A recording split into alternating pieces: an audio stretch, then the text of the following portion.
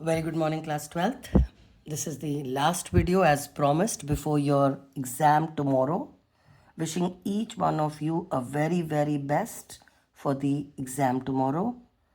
Please do not stay overnight. Please finish your syllabus much in advance today. Do not study beyond 9 or 10. Have a proper sleep. In the morning, you can wake a little early, it's around 5:36, and give a final brush up. But do not stay awake overnight. Okay?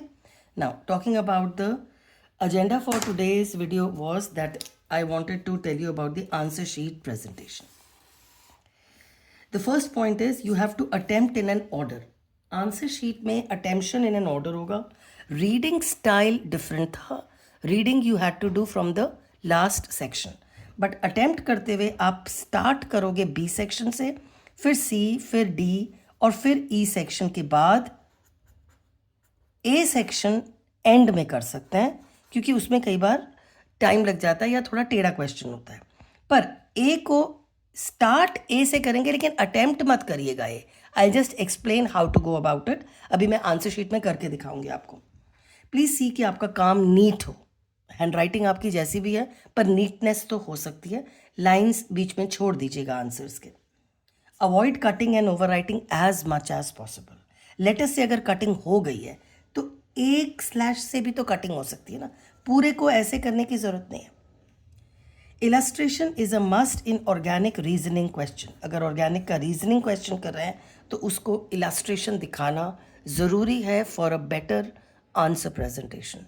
और ये बात नहीं समझ में आ रही है तो please watch the videos on reasoning questions of organic on my channel. You would understand what I am trying to say. Numerical वाले क्वेश्चन में पहले फॉर्मूला लिखिएगा. फॉर्मूला का मार्क होता है. न्यूमेरिकल की मार्किंग स्टेप वाइज होती है, तो फॉर्मूला के मार्क्स हैं. उसके बाद करेक्ट वैल्यू सब्सटीट्यूट करिएगा. While you are reporting the answer उसके साथ यूनिट्स होना ज़रूरी है. और कैलकुलेशंस करने के लिए वहीं पर एक रफ कॉलम बनाइएगा. Please do not do the calculation all over the answer sheet and mess it up. Proper बड़ा रफ कॉलम बना लीजिए अगर ज़रूरत है, लेकिन calculations must be in the rough column. Okay, अब मैं आपको करके दिखा रही हूँ कि कैसे एग्जैक्टली प्रेजेंटेशन करना है. ये रही आपकी आंसर शीट. आपने सेक्शन ए से स्टार्ट किया तो यहाँ पर एक बड़ा सा रफ कॉलम बना दीजिएगा कि किसी पार्ट में अगर कैलकुलेशन की रिक्वायरमेंट हो या कुछ आपको जॉट डाउन करना है. सेक्शन ए में क्वेश्चंस 1 to 16 होते हैं. ये क्वेश्चंस 1 to 16 लिख के छोड़ दीजिएगा. अभी ये हम एंड में करेंगे, लेकिन यहाँ पर आपको जब भी हम इसको करेंगे तो एंड में करेंगे, तो इसकी बात मैं एंड में ही करूँगी. ओके, सेक्शन ए को छोड़कर आप सीधा सेक्शन बी पे पहुंचेंगे. ये रहा सेक्शन बी. लेट अस से ये वाला क्वेश्चन है. 6% solution of glucose of molecular mass 180 is isotonic. Isotonic मतलब vapour pressure, osmotic pressure same है. And 2.5% solution of an unknown organic substance. Calculate the molecular weight of the unknown organic substance. जो चीज़ आपको मालूम है वो glucose है तो कोई आई फैक्टर नहीं होगा. अननोन है फिर से कोई आई फैक्टर नहीं होगा. ये वाला अगर क्वेश्चन हम स्टार्ट करें सेक्शन बी में तो ये ऐसे करिएगा. सबसे पहले सेक्शन बी मार्क होना चाहिए. क्वेश्चन नंबर 17 आप कर रहे हैं. रफ कॉलम बना दिया है फॉर कैलकुलेशंस. क्योंकि आइसोटोनिक था मतलब ऑस्मोटिक प्रेशर ऑफ ग्लूकोज और अननोन सब्सटेंस का सेम है. फॉर्मूला डाल दिया, वैल्यूज मॉलिक्यूलर मास की डाल दी. मोलैरिटी के लिए आपको फॉर्मूला यूज़ करना पड़ेगा. आर और टी तो कट गए, वैल्यू सब्सटीट्यूट कर दी और आपका molecular mass of unknown solute आप यहाँ पे निकालेंगे. एक और चीज़ जो ध्यान से देखनी थी वो ये थी, मांगा क्या था क्वेश्चन में. कैलकुलेट द मॉलिक्यूलर वेट मांगा है. मॉलिक्यूलर वेट जब आप लिखोगे तो it is not molar mass. आपका answer has to be in unified mass. Clear? Grams per mole लिखने की ज़रूरत नहीं क्योंकि मोलर मास नहीं मांगा है. All right, next question number 18 है. वो भी एक न्यूमेरिकल क्वेश्चन दे रखा है. First order reaction has a rate constant of this. First order दे ही रखा है आपको. How long will 5 grams of the reactant take to reduce to 2.5 grams of the reactant. Values बेटा log 2 भी दे रखा है, log 3 भी दे रखा है, log 4 भी दे रखा है. एक लॉग की वैल्यू नहीं दी है कि आप वो सब्सटीट्यूट कर लें, तो आपको सोच समझ के वैल्यू ऑफ लॉग यूज़ करना पड़ेगा। फर्स्ट ऑर्डर का इंटीग्रेटेड रेट लॉ लिखना पड़ेगा, वैल्यू सब्सटीट्यूट करने पड़ेंगे। ये रहा क्वेश्चन नंबर 18। के रेट कांस्टेंट की वैल्यू दे रखी थी, सेकेंड इनवर्स था, तो फर्स्ट ऑर्डर अंडरस्टूड है। आपको यहाँ पे टाइम निकालना था कि कितना टाइम लगेगा। 5 grams was changing to 2.5 grams. तो पहला काम, फॉर्मूला करेक्ट लिखा हुआ होना चाहिए, उसमें करेक्ट वैल्यू सब्सटीट्यूशन होना चाहिए। इसके बेसिस पर log 2 आ रहा है, तो जो log 3 एंड log 4 दिए हुए थे वो आपको नहीं यूज़ करना है, आपको डायरेक्टली वैल्यू log 2 की यूज़ करनी है। और जब आप टाइम निकाल लें तो याद रखिएगा ये वैल्यू सेकेंड्स में आएगी, क्योंकि आपको k का वैल्यू सेकेंड्स में दिया हुआ है। ऑल राइट, रफ कॉलम वहीं पे बनाइएगा। Please do not do the calculations all over the paper, side में रफ कॉलम बना के उसी में कैलकुलेशंस करेगा। Clear? Moving on to section C का एक क्वेश्चन कर लेते हैं। ये रहा section C. The rate of a gaseous reaction triples when the temperature is increased from 17 degree C to 27 degree C. Calculate the energy of activation निकालना है for this reaction. Given क्या है? 2.303 into R का value 19.15 दे रखा है। 2.303 multiplied by R, तो उन्होंने R अलग से नहीं दिया है, मल्टीप्लाई करके दे दिया है, और आपको log 3 का वैल्यू दिया हुआ है। फाइन, ट्रिपल्स हो रहा है, मतलब log का टर्म 3/1 दैट इज 3 हो जाएगा। टेम्परेचर 2 रहे रखे हैं, और यहाँ पे आप नॉर्मली गलती करते हैं कि टेम्परेचर को केल्विन में कन्वर्ट नहीं करते हैं, तो please don't do that error. ये रहा question number 28। A rough column to be made for any calculations to be done. पहला काम, correct formula, log K2/K1 is equal to EA 2.303 R 1/T1 minus 1/T2। 2.303 R का value आपको provided था, ये हमने डाल दिया। ट्रिपल्स लिखा हुआ था, तो log 3 की वैल्यू आपको गिवन है। टेम्परेचर T1 एंड T2 जब आप डालेंगे तो 17 एंड 27 थे, तो वो वैल्यूज़ आपको अकॉर्डिंगली केल्विन स्केल में डालना है। EA की वैल्यू जब आप निकाल लेंगे from the rough column and the calculations, please do not forget to put the units of the answer. Let's refer to question number 25। Give reasons for the following. ये organic based question है जिसमें आपको reasons देने हैं। मैं आपको ए और C part करके दिखा रही हूँ। Chlorine is ortho para directing in electrophilic aromatic substitution reactions, though chlorine is an electron withdrawing group. तो ये रहा क्वेश्चन कि why is chlorine orthopara directing जबकि वो इलेक्ट्रॉन विड्रॉइंग ग्रुप है। तो इसको जस्टिफाई करने के लिए आपके आंसर प्रेजेंटेशन में पहली बात क्वेश्चन नंबर 25 का ए पार्ट लिखा हुआ होना चाहिए। उसके बाद ये रहा क्लोरोबेंजीन बना हुआ है, जिसमें आपको Cl का -I effect over this sigma bond दिखाना है, और +R effect by the resonance भी दिखाना है, और उसके बाद ये मेंशन करना है कि the resonance effect predominates over the -I effect of Cl।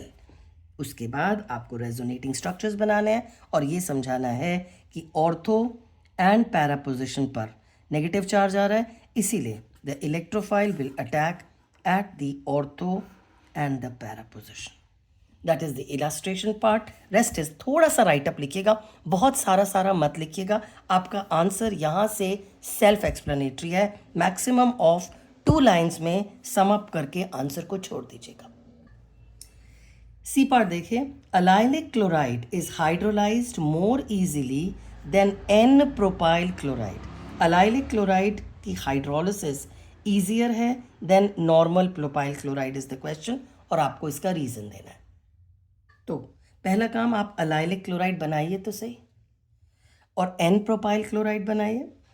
Allylic chloride चाहे एन प्रोपाइल क्लोराइड, अगर आप हाइड्रोलिसिस कर रहे हैं विच मीन्स Cl को हटाना है और OH को जाना है, इसका Cl अगर निकलेगा तो ये बनेगा which is an allylic carbocation which is stable due to resonance. तो आपको ये समझाना पड़ेगा formation of a stable carbocation, allylic carbocation is stable due to resonance समझाना है, इसीलिए ये वाला Cl इजीली रिमूव हो जाएगा। वाइल इस केस में देयर इज नो रेजोनेंस, अगर Cl निकल भी जाता है तो आपके पास जो बनता है वो प्रोपाइल कार्बोकेटाइन है which will be stabilized only by inductive effect. तो इंडक्टिव के मुकाबले तो रेजोनेंस बहुत स्ट्रॉन्ग है, so this is much more stable, इसीलिए reaction will be faster for allylic chloride. So this is how you will illustrate and explain. So मैंने organic आपको समझा दिया। Let us move on to question number 30. Question number 30 का A part देखते हैं। D and F block का question है, on what basis can we say copper is a transition element but zinc is not. Atomic number दोनों के दे रखे। जब atomic number दे रखे हैं ना बेटा, वैसे भी डी एंड एफ ब्लॉक वाले चैप्टर में रीजनिंग क्वेश्चंस में फॉर एलिमेंट्स अगर है तो आपको इलेक्ट्रॉनिक कॉन्फ़िगरेशन देना ही पड़ेगा। तो आपको ये डिसाइड करवाना है कि कॉपर और जिंक में से कौन ट्रांजिशन एलिमेंट है और कौन नहीं। आंसर प्रेजेंटेशन में 30 का ए पार्ट पहले मेंशन करिए, कॉपर की कॉन्फ़िगरेशन लिखिए, जिंक की कॉन्फ़िगरेशन लिखिए। उसके बाद कॉपर का most common oxidation state is copper 2+, उसमें कॉन्फ़िगरेशन लिखिए। जिंक का मोस्ट कॉमन ऑक्सीडेशन स्टेट 2+ है, उसमें कॉन्फ़िगरेशन लिखिए। और फिर ये समझा दीजिए कि इसमें there is partially filled d subshell, that is why it is a transition element. Zinc में अंडर एनी सर्कमस्टांसेस उसका सबशेल फुली फिल्ड है, इसीलिए it will not be considered a transition element. Organic में जनरली आप struggle करते तो 2 questions और करेंगे। 32 का ए पार्ट है, oxidation of aldehydes is easier as compare to ketones. Reactivity नहीं पूछा है, ऑक्सीडेशन पूछा हुआ है। Oxidation of aldehydes is easier as compare to ketones, और alpha hydrogen of aldehyde is acidic in nature. ये 2 पार्ट्स हैं which I will be doing now. Alpha hydrogen of aldehyde is acidic in nature. और ये रहे इनके illustrations. Question number 32 का A part, aldehyde का oxidation faster है, ketone का ऑक्सीडेशन स्लो है या मुश्किल होता है। Have a look. जब आप एल्डिहाइड को ऑक्सीडाइज करते हैं तो आपको ये वाला बॉन्ड तोड़ना है और वहाँ पर OH आएगा। कीटोन को जब आप ऑक्सीडाइज करेंगे तो आपको ये वाला बॉन्ड तोड़ना है और कार्बन कार्बन बॉन्ड का क्लीवेज डिफ़िकल्ट होता है, CH बॉन्ड का क्लीवेज ईजियर होता है। तो सबसे पहली बात ये मेंशन होनी चाहिए कि bond cleavage required for aldehyde is CH, bond cleavage required for ketone is CC। This is tougher than this. उसके बियॉन्ड अगर आपको स्टेरिक हिंडरेंस लिखना है तो आप वो लिख सकते हैं कि एल्डिहाइड में स्टेरिक हिंडरेंस भी कम है, so reaction would be faster. Fine. तो सेकेंड पार्ट था, वो क्या कह रहा था, alpha hydrogen of aldehyde is acidic. उसमें आपको ये समझाना पड़ेगा कि oxygen is more electronegative, will pull the electron towards itself. Carbon becomes electron deficient, it pulls this electron towards itself. Thereby, H is released as H positive. So why is this alpha hydrogen released as H positive is due to the effect of this pi bond, that is the electromeric effect of oxygen, which causes carbon to become electron deficient and hence pulls this electron pair towards itself, releasing the H positive. This is how the illustration should be given.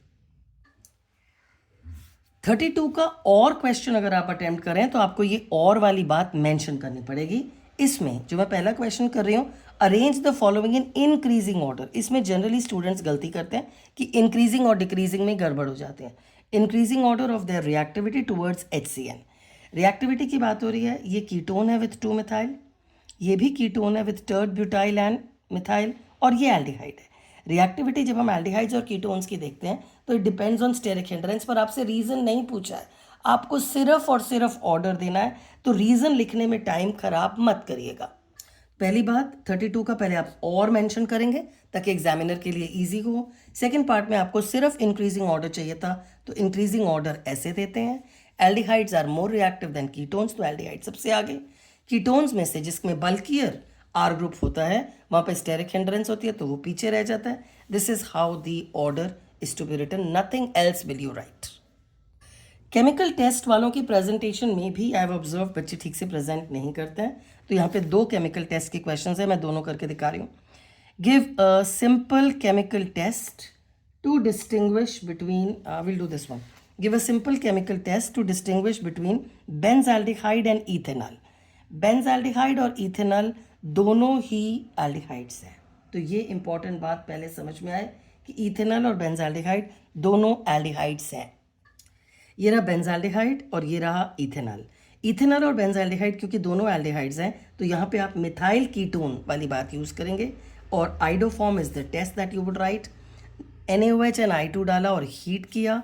Benzaldehyde में there is no yellow PPT, ethanol में there is a yellow PPT of CHI3 and that is how you will report the test.